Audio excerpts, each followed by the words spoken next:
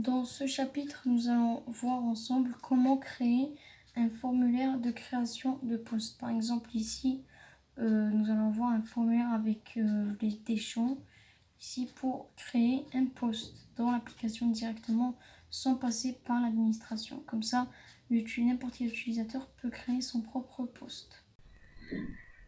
Alors, pour créer ce formulaire de création de post, il va falloir commencer par créer une vue comme celle qui liste tous les posts. Alors, dans notre application, bien sûr, on va créer ici une vue. On va l'appeler ici New Post.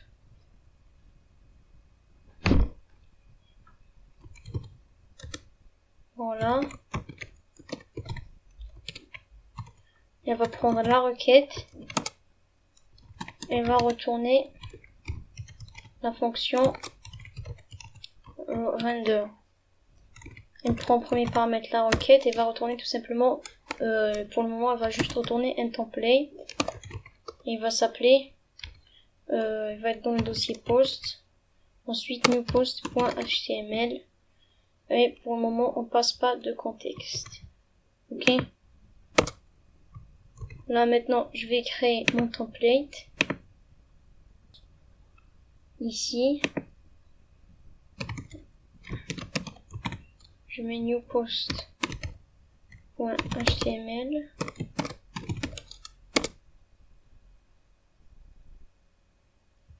Ensuite là je vais hériter. Je vais étendre du layout de base, du template de base.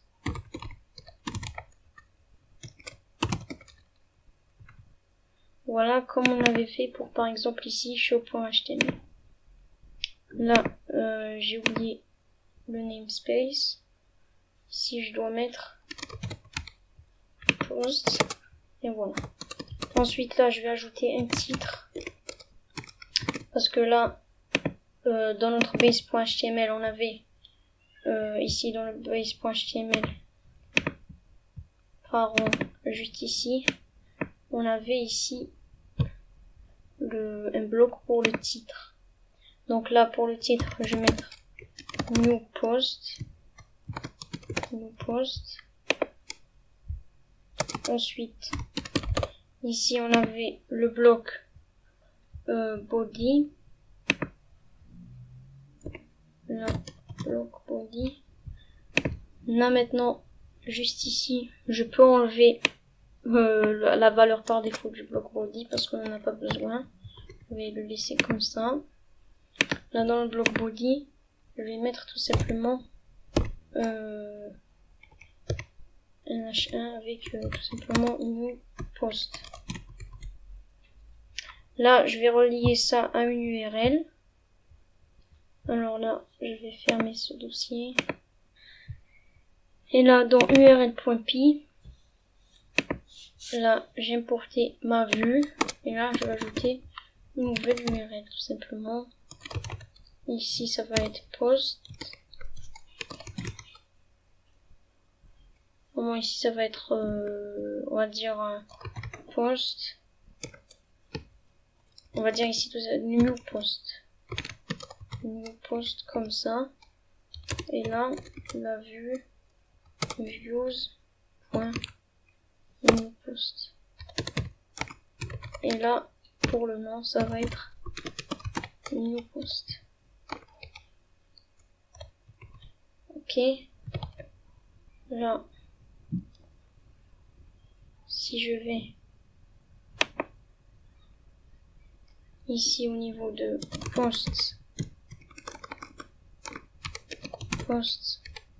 new post,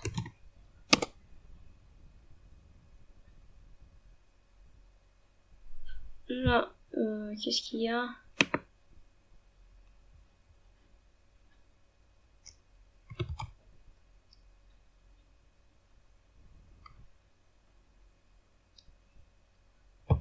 Ah voilà, parce que ici je mets directement new post et voilà, là ici on a notre vue qui a été reliée à notre template. Maintenant pour créer ce formulaire ici, et ben ce que je vais devoir faire, c'est créer un fichier forms.py. Juste ici, au niveau de mon application, je dois créer un fichier ici forms.py pour mettre tous mes formulaires. En général, c'est comme ça qu'on crée nos formulaires. Là, pour créer mon formulaire, pour créer un modèle form, alors le formulaire que nous allons créer, il va s'appeler un modèle form. Modèle form, c'est quoi? C'est un formulaire qui va apporter des modifications à un modèle. Alors voici notre modèle, c'est ici post, et là on va créer un modèle form dans forms.py qui va permettre de créer un nouveau post, de créer un nouveau modèle, un nouveau post. Alors là, je vais importer le module forms depuis Django. Voilà. Ensuite là, ça va être bien sûr une classe. Là, en général, on l'appelle ici post, le nom du modèle suivi du mot-clé form. Et là, il va hériter de forms.modèle form. Ok? Form.modèle form. Quand on hérite de la classe modèle form, ça va permettre de faire fonctionner cette classe comme un modèle form. Ensuite là, je vais ajouter la classe meta. Alors la classe meta dans Python, c'est les classes qui vont permettre de configurer notre classe. Ok. Là on va ajouter des variables, on va ajouter des variables de configuration. Alors là, on va définir la variable feed qui va permettre de dire les champs qu'on va prendre depuis notre modèle, tout simplement.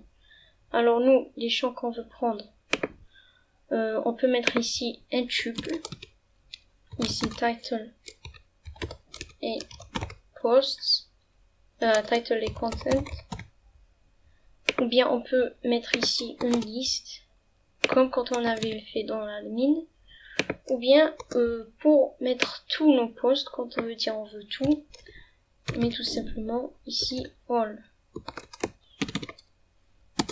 Double underscore all, double underscore, cela veut dire que on va utiliser tous nos champs. Là ensuite, la deuxième variable, c'est le modèle. En général, on commence par le modèle après les champs. Donc là, le modèle, je vais utiliser moi le modèle post. Il va falloir l'importer. Alors je fais d'autres modèles port post, et là je peux l'utiliser juste ici. 2 secondes. Voilà. Là normalement on a notre premier modèle form qui suffit pour le moment. Maintenant, pour afficher ce formulaire dans notre template qui est juste ici,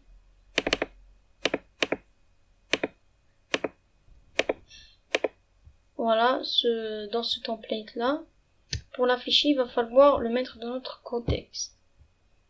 Alors là, dans notre vue, il va falloir d'abord l'importer.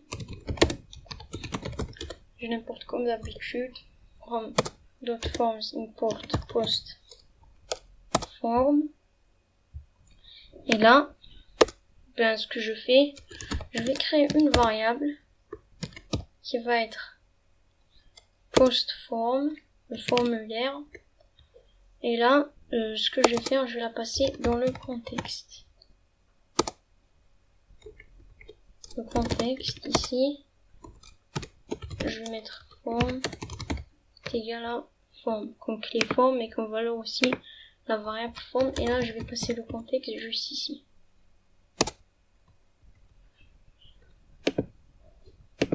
Là, voilà. Maintenant, si je l'affiche ici, je mets ici form, on va voir ce qui va se passer.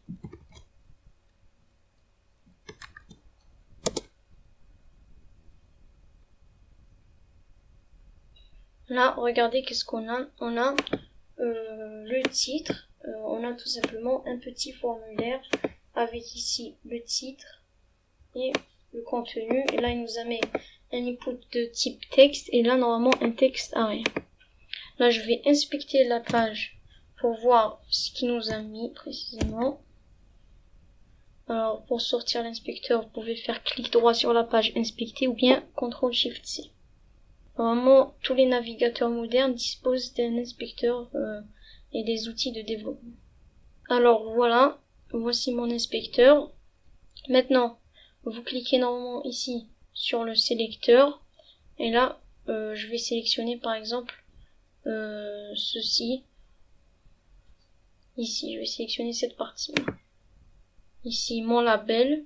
Ici, il m'a mis tout simplement, pour le titre, il m'a mis un label. Pour le champ qui a l'identifiant ID title et comme vous avez vu, il est de type texte. Ils lui ont donné le nom titre, title, et là ils lui ont donné max length. Et ils l'ont mis dans le backend et dans le frontend. Django l'a mis dans le backend et dans le frontend parce que dans notre modèle ici on avait mis maxlength 55. Ça, c'est pour la base de données. Et là, ici, c'est pour le front-end. Si on l'enlève, on aura quand même une validation qui va nous dire que, normalement, le titre doit avoir au moins moins que 55 caractères. Et là, required, ça veut dire on peut pas le laisser vide. On l'a mis ici dans le front-end. C'est une... ici, on a la première sécurité. C'est pour le back-end. Et là, on a une deuxième pour le front-end. Ça veut dire si on enlève ça, on pourra pas soumettre le formulaire sans remplir ça. Ça veut rien dire, c'est juste une indication dans le front-end. En général, on la met. Voilà, ici pour le content, on a la même chose, un label, et là on a un texte area avec l'identifiant ID content. Ok, le nom content, il y a 40 colonnes par défaut et 10 colonnes, 10 lignes. Et là aussi, ce champ est obligatoire. Ok. Donc là, voilà ce qu'il nous a fait. Maintenant, bien sûr, si je mets ici n'importe quoi, là, si je mets entrée ou bien un truc comme ça, rien ne va se passer. Parce qu'on a encore plein de formulaires et on n'a rien mis dans notre vue. Ok. Alors, pour soumettre ce formulaire, ce qu'il va falloir faire, il va falloir ici mettre une petite condition.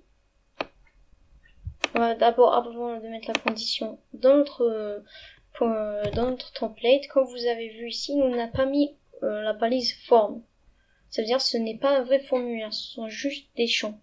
Et on n'a pas aussi un bouton pour soumettre le formulaire. Donc là, ce que je vais faire, je vais mettre tout simplement form. Là, l'action, je vais rien mettre. Et la méthode, je vais mettre post, tout simplement. Alors, pourquoi post? Parce que dans les formulaires, on a plusieurs méthodes dans le protocole HTTP. On a les méthodes post, get et tout. Et en général, pour apporter des modifications à quelque chose, on utilise post. Par exemple, pour créer un post, on utilise post. Pour updater quelque chose dans la base de données, on utilise aussi, on utilise normalement update. Pour supprimer, on a delete. Pour chercher quelque chose, pour récupérer des informations de la base de données, on utilise get. Les plus populaires, c'est post et get. Ensuite, dans ce formulaire, je vais mettre ici mon form ici. Et là, puisqu'il va pas nous mettre de bouton pour soumettre le formulaire, on va le faire manuellement. En général, c'est comme ça qu'on le fait. Là, le type du bouton, c'est submit. Le type de input, c'est submit. Et le nom, ça va être... je ne vais pas mettre de nom. Ok. Je vais juste mettre une valeur. Là, je vais mettre new post.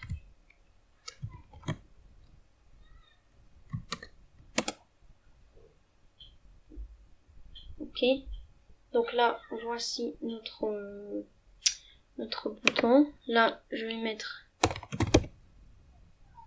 test. Là on aura une erreur. L'erreur c'est une erreur de type 403. Ce n'est pas une erreur de statut 500. C'est l'erreur forbidden, c'est une erreur de CSRF de sécurité par Django. Là qu'est-ce qu'il nous met? Il nous dit que le jeton CSRF il est incorrect. Il a échoué. Alors, un jeton CSRF, c'est tout simplement une sécurité. C'est une sécurité dans le web, dans les formulaires. C'est un jeton normalement qui va générer, que Django le backend va le générer en session, et il va générer un jeton dans tous les formulaires. Il va mettre un input de type hidden, il sera caché avec une valeur d'un jeton. Quand on va soumettre le formulaire, il va vérifier si le jeton il est égal au jeton qui a été sauvegardé en session. Pourquoi cette sécurité? C'est pour, par exemple, si on a un hacker qui va créer une application et il va mettre un formulaire avec l'action de votre site web. Par exemple, il va mettre l'action vers HTTP, je sais pas, le nom de votre site web, par exemple, il va myblog.com. Là, il va mettre ici vers new post. Et là, il va pouvoir utiliser notre formulaire et peut-être ajouter des informations dans notre base de données ou quelque chose comme ça, ok? Nous, normalement, notre base de données, elle est protégée. Donc là, on ajoute ces sécurités. Quand il nous met ici l'action vers notre site web. Là, ici, il ne met pas l'input de type ici hidden avec ici, là le nom, en général on l'appelle CSRF. Si il ne met pas ici la valeur de cet input au jeton, normalement en général c'est un jeton qui est généré avec ici le langage de votre backend. Par exemple, voici le jeton. Si ce n'est pas le même que le jeton qui a été sauvegardé en session, et ben il va lui faire sortir ce message d'erreur de type 403 et il va pas laisser la requête passer. Ok. Alors pour ajouter ce jeton CSRF, bien sûr ça va pas être comme ça. On va pas le faire manuellement, mais Django embarque un système de CSRF. Vous n'avez qu'à mettre ici CSRF underscore token avec ici l'accolade, pourcentage accolade, juste en haut de tous les champs. Ok. Là maintenant, si je actualise, là, le test. D'abord, avant de tester, je vais inspecter la page pour voir qu'est-ce qui m'a mis. Là, ici au niveau de notre formulaire, je clique là. Là, on a un input, comme je vous ai dit, de type hidden. Il va être caché, il va pas être visible. Le nom, c'est CSRF Middleware Token. C'est Django qui génère ça. Et la valeur, c'est ce jeton-là qui a été généré automatiquement par Django. On n'a rien à faire tout seul. Alors voilà, là c'est l'un des avantages quand on utilise les frameworks. C'est que par exemple, on a des systèmes de sécurité embarqués dans les frameworks. Contrairement si on utilise par exemple, on fait une application entière en Python ou bien en PHP, on n'a pas des systèmes de sécurité embarqués. Alors là, c'est l'un des avantages des frameworks. Maintenant, pour dire à Django qu'on veut sauvegarder ce formulaire, ce qu'on va faire, c'est que je vais enlever ça pour le moment. On va mettre une petite condition, et je vais mettre s'il y a une requête, s'il y a un formulaire avec la méthode post, Alors si if request method equal to post, ça veut dire s'il y a un formulaire avec ici la méthode post, là je vais enlever ça, la méthode post, et ben on va faire quelque chose. On va d'abord mettre, on va définir la variable formulaire qui va être égale à post form.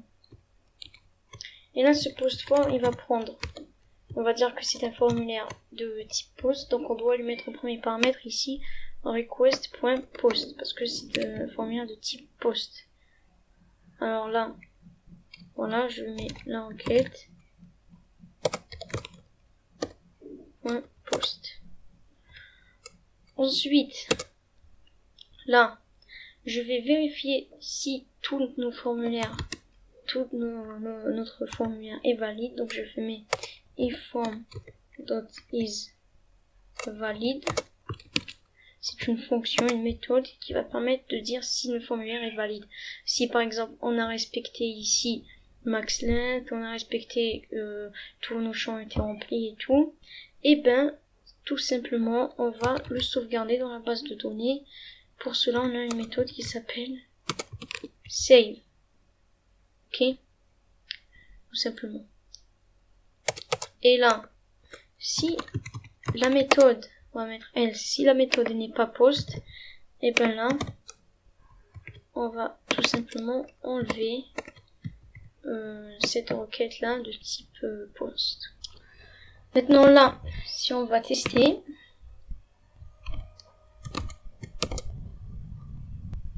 alors là, comme vous voyez, je vais ajouter ici test. Si je clique ici sur New Post, on n'a aucune erreur. Maintenant, si je vais aller vérifier dans l'administration ce qui s'est passé au niveau de la base de données, je vais me reconnecter.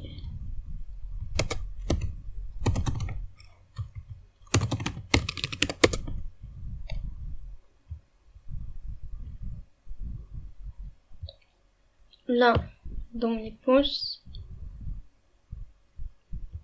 et ben là on a test, ok, le post qu'on vient de créer. Même ici dans la page d'accueil, normalement ici on aura ici test, ok. Alors là, ce que je vais faire, je vais juste ajouter ici un lien pour créer un nouveau post dans la barre de navigation.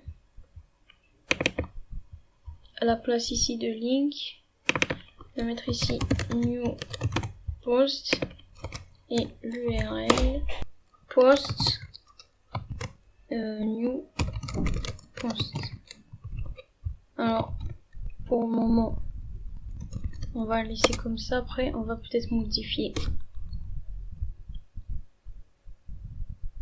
Là, qu'est-ce qu'il y a, new post, je me suis trompé, c'est sans S. Donc là, si je clique sur new post, et voilà, il nous emmène vers new post. Là, je peux créer mon post. Ensuite, là, ce que je veux, ici au niveau de new post, il faut savoir que si vous voulez qu'il nous mette le titre et le contenu sous le titre, et ben ce qu'on peut faire, c'est tout simplement ici on a un filtre, on peut mettre .inspi. Pourquoi inspi? Pour qu'il y mette dans les balises paragraphes. Voilà, comme ça.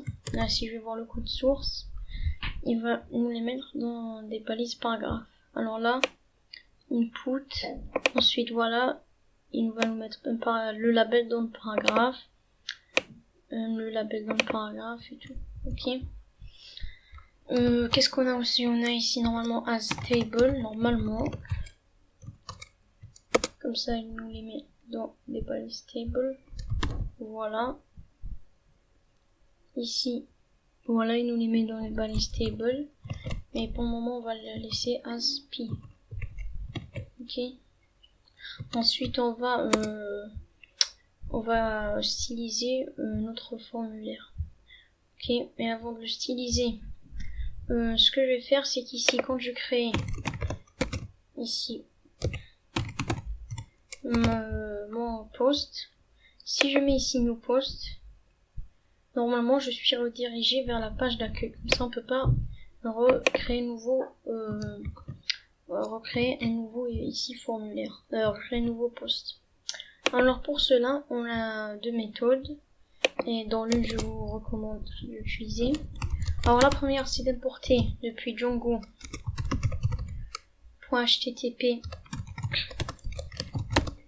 l'objet http response direct normalement. Voilà. Ensuite ici, quand vous sauvegardez, vous faites ici un return http response direct, et là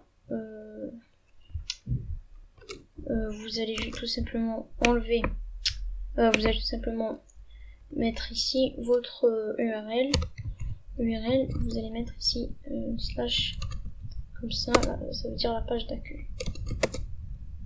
Là, je vais voir ici à notre serveur. C'est bon.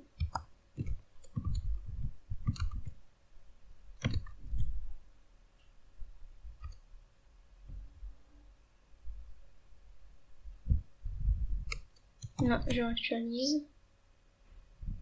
Là, si je fais test 3, je mets une post et là je suis redirigé vers la page d'accueil. Ça, c'est pas une méthode que je vous recommande, parce que je vous recommande moi d'utiliser les noms de route. Ça, c'est pas le nom de route. Par exemple, si par exemple dans url.py ici on va changer le path de la route, et ben le nom il va pas changer. Ok, donc là on a une fonction qui s'appelle redirect.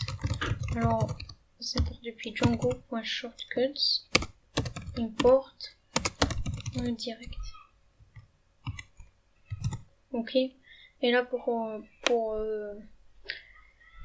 nettoyer notre code, puisque la render s'importe aussi de Django depuis Django.shortcut, donc je vais mettre direct après render. Voilà.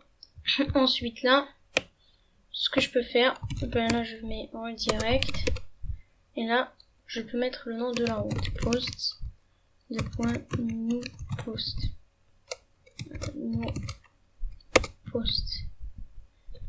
là je réactualise, je mets test 4 si je mets new post, là je me suis trompé. Ici j'ai mis new post, en fait je voulais mettre post index. Ok, post index. Et là je réactualise encore. Là je mets test 5, je mets new post, et là je suis redirigé vers la page d'accueil. Ok. Alors là, ce que je veux faire, c'est qu'ici je vais peut-être aussi changer l'ordre de ces posts, parce que je veux que les posts les plus récents soient en haut. Ok, là comme vous voyez, les posts les plus récents sont en bas. Donc pour ce faire, c'est tout simple. Ici, dans ma vue index, ici,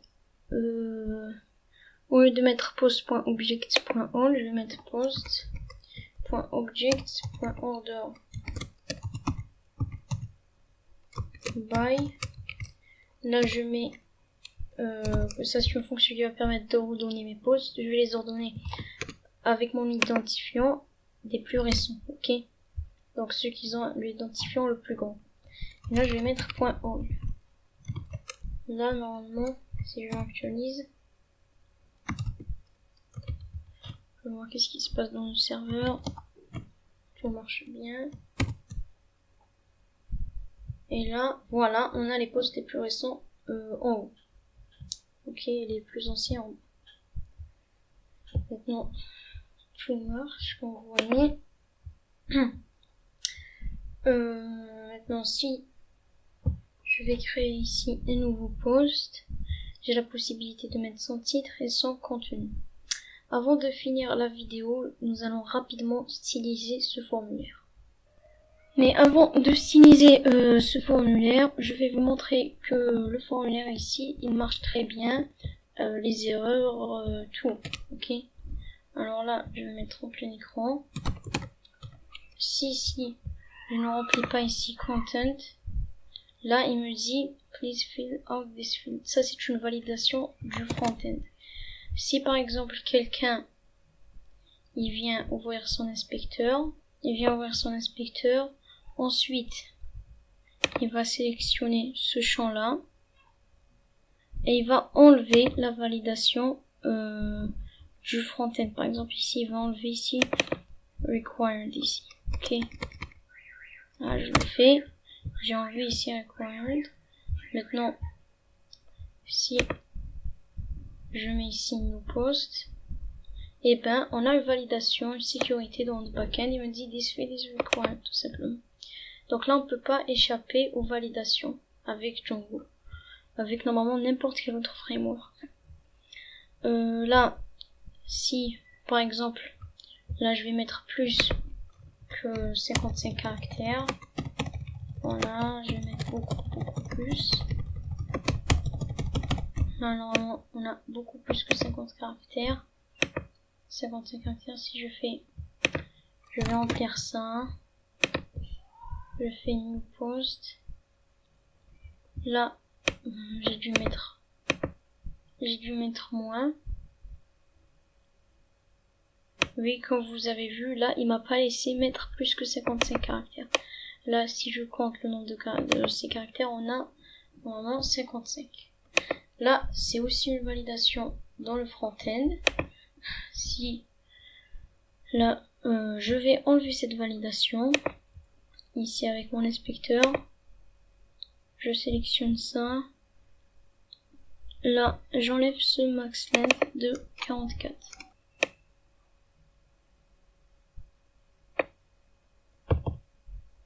Voilà, je tente d'enlever ici le max length ici, et là je vais soumettre je vais mettre ici plus que 54 caractères, voilà, 55 caractères, plus que 55 caractères. Normalement là j'ai dû mettre beaucoup plus que 55 caractères. Là je vais mettre caractères, je mets new post, et là voilà, on a la validation backend. Il me dit insert this value has at most 55 characters, et là on a mis 28 134 caractères, ce qui est énorme. Ok, donc là on a la validation front-end tout simplement. Là voilà, là on a toutes nos validations front-end automatiques. On n'a rien fait tout seul. Ok, tout a été fait automatiquement par Django. Voilà. Maintenant nous allons commencer par styliser un petit peu notre formulaire. Ok, alors pour commencer, au niveau ici de notre template, on va commencer au niveau de notre template. Ok, donc là ce que je vais faire premièrement, c'est qu'ici je vais mettre ce formulaire dans ici une div container, dans un container. Là on va utiliser Bootstrap, et cette container on va mettre ici dans des lignes.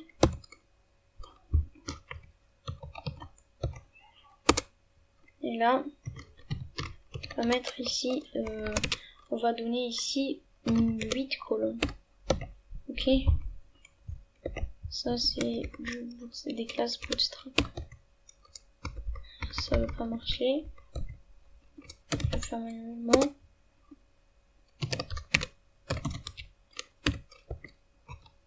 Voilà. Et là, je mets mon formulaire.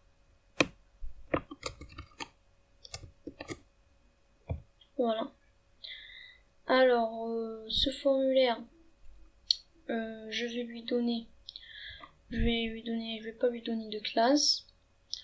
Je vais ici, au lieu de mettre directement ce form.aspi, alors je vais tout supprimer.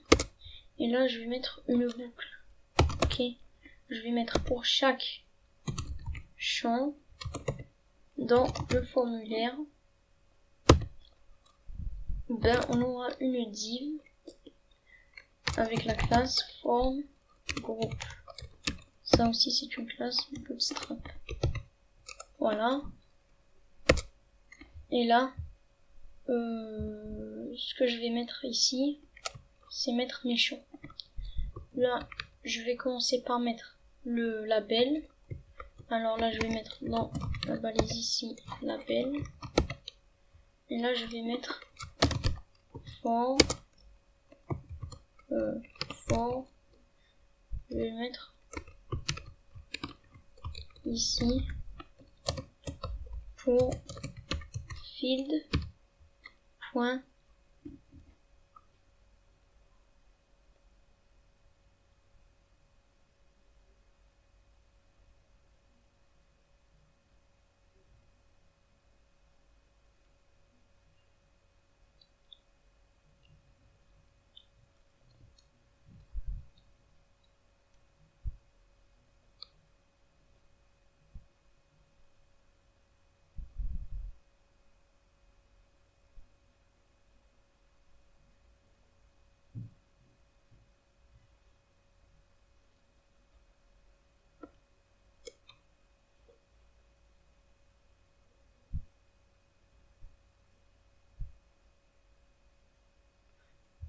Ici, ce que je vais mettre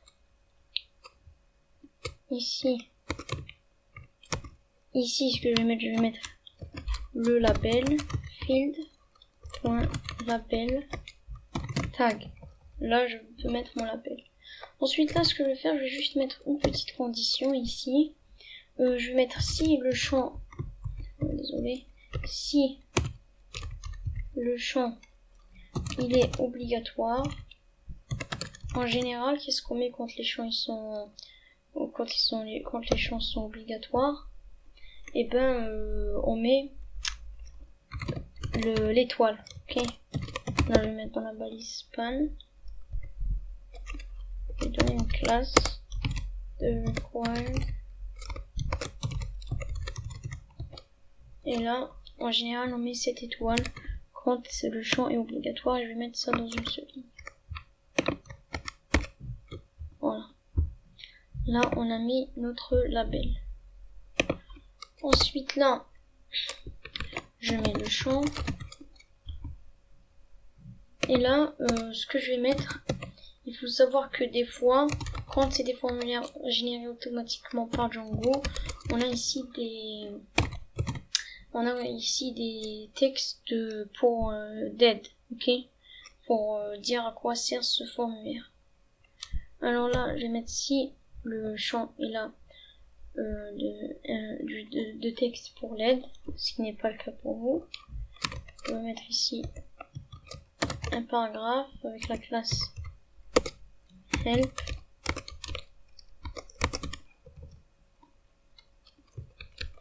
Et là, on va mettre field.help text. Ok. Là, si je l'actualise,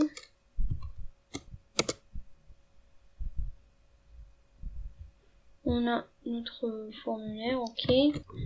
Là, ce qui reste à faire, c'est de changer la valeur de nos labels ici. Donc là,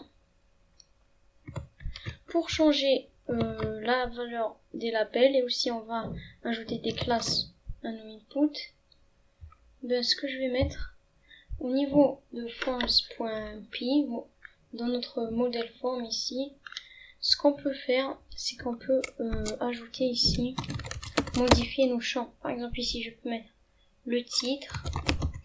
Ici le titre c'est un forms normalement .carfield. Ok. Donc là je fais forms.carfield et là je peux ajouter des widgets pour modifier mon champ. Là je mets mon widget ici. Je vais mettre forms.text input. Ok. Et dans ce text input, je vais mettre des attributs. Et ça va être un dictionnaire. Et là je mets tous mes attributs. Je vais ajouter une classe. Et là cette classe, ça va être form.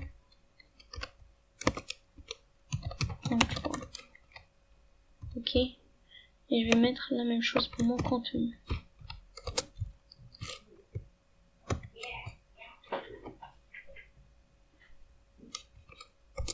Je vais faire la même chose pour mon contenu.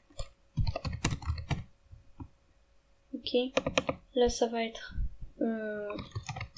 text field. Et là forms.text area. Là les attributs, ce que je vais mettre, je vais mettre la classe font contrôle. Et là pour changer les labels, ok, ce que je peux mettre, le label ici, je vais mettre ici label est égal à par exemple ici title. Ok.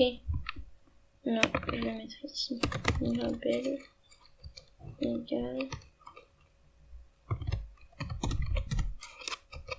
content.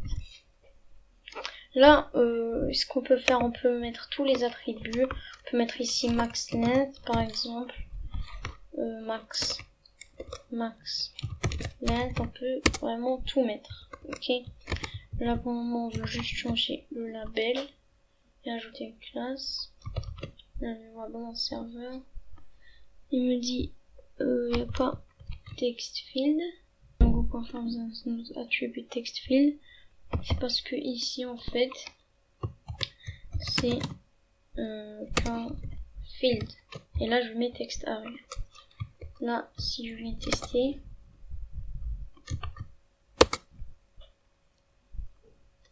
et voilà, là on a nos formulaires, notre formulaire qui est stylisé. Là il manque plus que notre bouton. Ok, là je vais ajouter mon bouton dans post.html, juste après, juste ici dans mon formulaire, je vais ajouter le bouton, le type submit. Et là on va pas donner de nom, on va donner d'abord une classe, ensuite la valeur. Alors je vais mettre btn primary, et là la valeur, je vais mettre ici new post.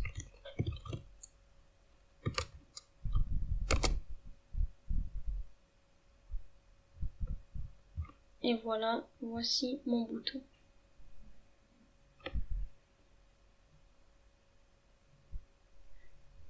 Là en fait, ajouter ici une colonne à la fin, une div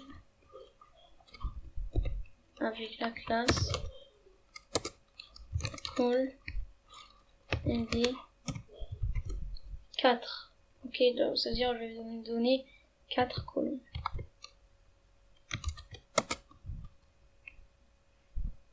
Et là voilà.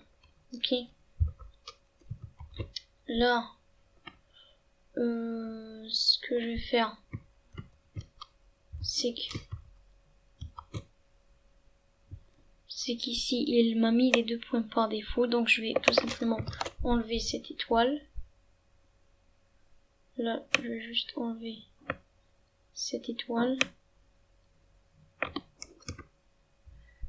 Et là, ce que je vais faire, je vais mettre ici mon label en strong. Comme ça, normalement, ça va être plus joli. Voilà. Comme ça, c'est... non, peut-être je vais rendre communauté.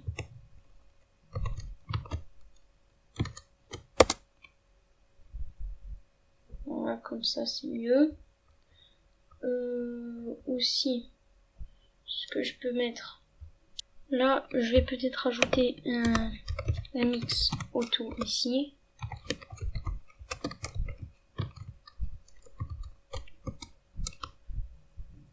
Comme ça, c'est mieux.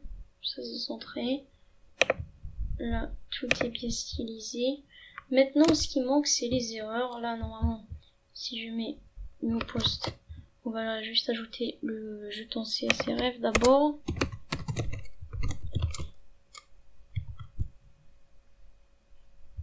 Si je mets New Post, si j'enlève normalement les validations dans le front-end, là ici, au niveau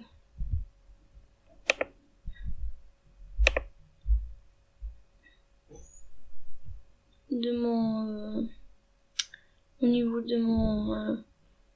input, si j'enlève ici la balise, la propriété attribute required, là, si je mets new post, je vais mettre un contenu. Si je mets new post, on n'aura pas d'erreur ici.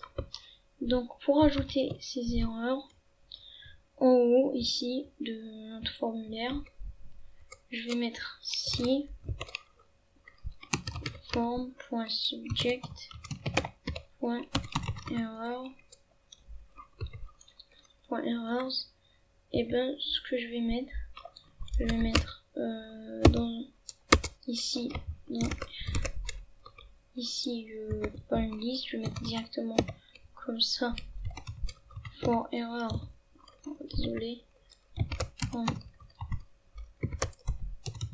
error in form.subject.errors. Et ben là je vais tout simplement mettre un li. Je vais mettre le rôle alerte.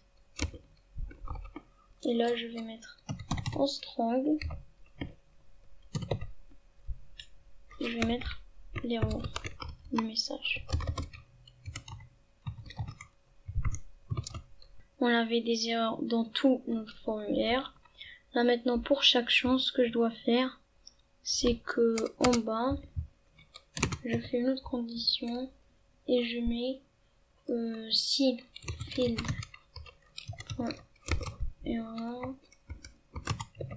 je mets for error field error, et là je mets la même chose. Je vais peut-être mettre ici un paragraphe avec la classe TextDanger.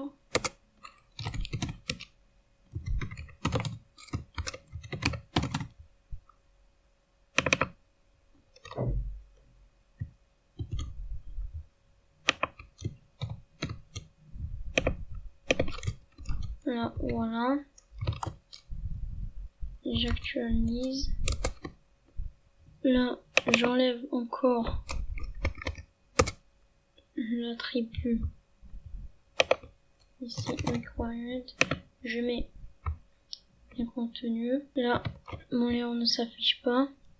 C'est parce que ici j'ai oublié le S.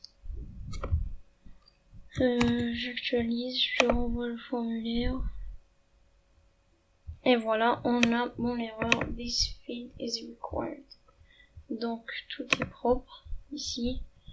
On a les erreurs qui s'affichent en rouge. On a notre formulaire qui est bien stylisé. On a le bouton qui est bien stylisé. Donc ici tout est propre. Ce que je vais mettre, c'est que juste ici, je vais mettre un H3. Niveau post.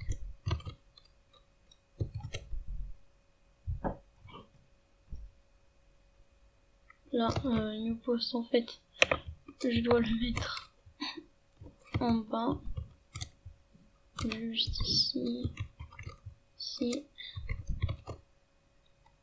et là. Voilà. Pour le centrer, je vais mettre la classe text center et aussi je vais mettre un margin bottom de 4, bien de 3. Là, tout est bon. Ok. On a notre formulaire, notre poste, tout est bon.